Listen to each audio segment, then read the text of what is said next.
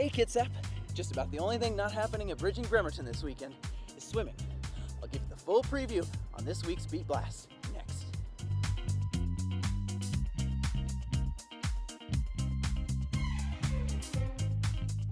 Welcome back to this edition of the Beat Blast, sponsored by the Admiral Theater. Story number one today: history was made this last Wednesday when Captain Diana Wolfson became the first commander of a United States shipyard. In this case, one of our own, right here at the Puget Sound Naval Shipyard. Captain, United States Navy, arriving. Bremerton's 1891 built shipyard was commanded by 49 different men before Wolfson became the first woman. She said she's eager to get to work. There's a lot our country needs our shipyard to do, and she broke this glass ceiling thanks to a number of previous trailblazers. While I've aspired to this moment since I first took my military oath, this is not the culmination of my naval career, but rather the start of its most important and exciting chapter. Thank you for accepting me into your shipyard family. I look forward to being your advocate, your supporter, and most importantly, your biggest fan. So thank you. Story number two: it's time once more to go inside the Woodcraft Studio by Dan Shaffo to show you the amazing wooden medallions being made for this Saturday's Bridging Bremerton. The Kiwanis Club of Bremerton is graciously donating funds for Dan to make this beautiful keepsake coin for kids. Here's how it works. Show up at 1 p.m. Saturday at the Evergreen Rotary Park boat launch.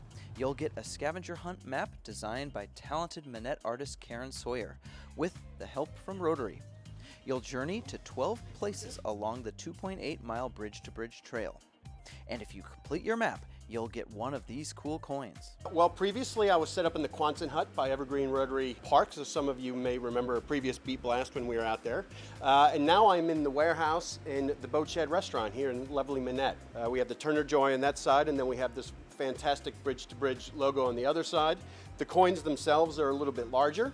They will have a more powerful magnet on the inside. And one of the things that I'm probably most excited about is this new environmentally safe packaging that I'm now starting to use for all of my products. So instead of that nasty plastic bag that we used last year, we got this wonderful burlap sack. Oh, and by the way, anyone who completes a map, they're good for 2 free admissions on board the USS Turner Joy Museum ship. The Vietnam-era destroyer is on the Bremerton waterfront. Story number 3.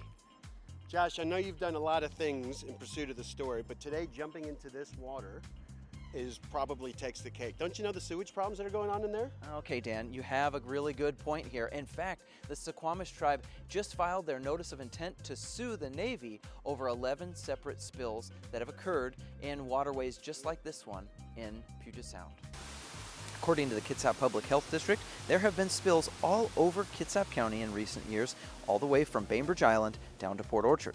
The tribe's lawsuit zeroes in on 11 spills between 2016 and 2019 at Naval Base Kitsap.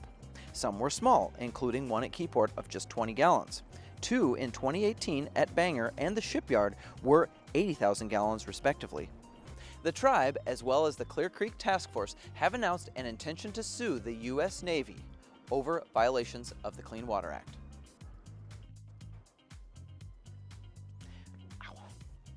Story number 4. You might have noticed a yellow paint job on the 4000 block of Wheaton Way in East Bremerton.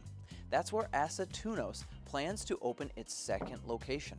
The popular Mexican eatery already exists on the west side, inside the 76 station at the corner of Montgomery and Burwell.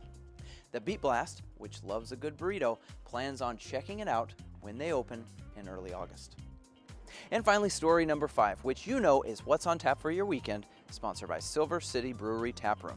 It's Bridging Bremerton on Saturday, and if you're confused at all about this awesome festival on foot, let me make it really simple for you.